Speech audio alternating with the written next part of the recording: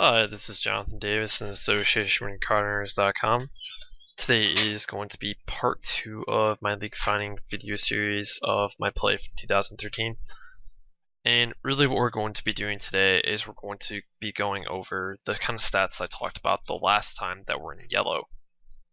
And again, the process for Leakfinding is that we're going to be, we already reviewed the stats and we already determined what potential leaks we're going to look at. So that's why those bullet points are in green, and what we're going to focus on today is in white, and I hope to focus on this a lot today in this video.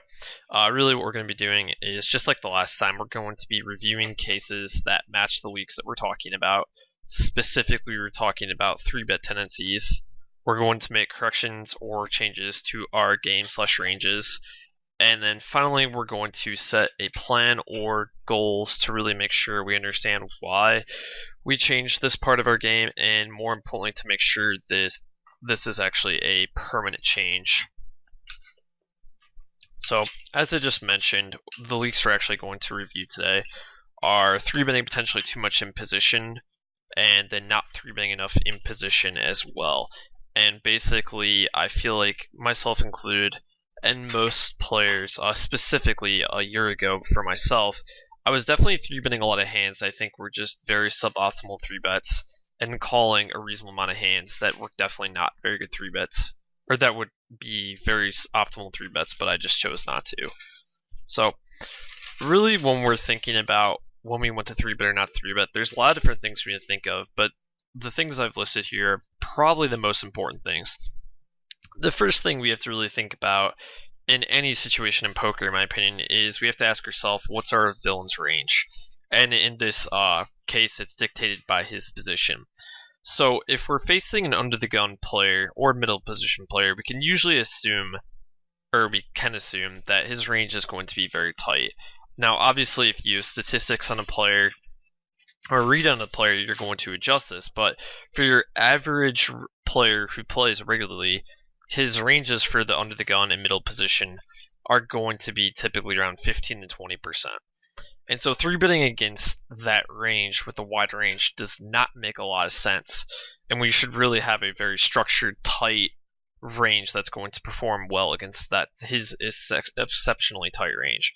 Now against a cutoff range, who is going to be opening anywhere from 25 to 45%, now we can start to have some options as far as 3-betting a wider range and things like that. And then we also have to ask ourselves the kind of mechanics of our actual hand. Does our hand play better multi-way or heads up? For instance, if we have nut components such as a high pair in our hand or a ace-high suit, things like that, those hands probably play much better in a multi-way situation where the nut component of our hand is going to basically give us value in that situation. Whereas, if we don't have really any nut components, but our hand is going to hit a lot of flops relatively strong, something like a 10-9, 7-4 double suited, then we might want to consider 3-betting the hand because that hand plays much better heads up. So those are things to consider, and we're going to be talking more in depth about that when we actually review the cases.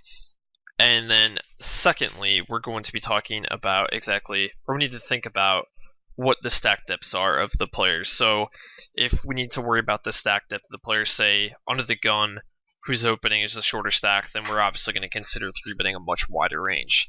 Same thing goes for against the blinds.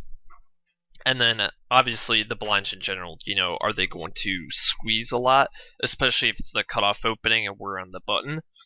So those are all just things we need to think of. And really what we're going to do next is we're going to review cases. Specifically, we're on the button and we had the potential to 3-bet, but we chose to call. And we're going to look at exactly what kind of hands we were not 3-betting and discuss whether I think those are actually where it should have been 3-bets and why. So next what we're going to do is we're going to set up our filters, which I already have done. I just want to show you exactly what filters I did use though. So what we did here is we did not 3-bet, we had a chance to 3-bet, and then we did cold call a raise preflop.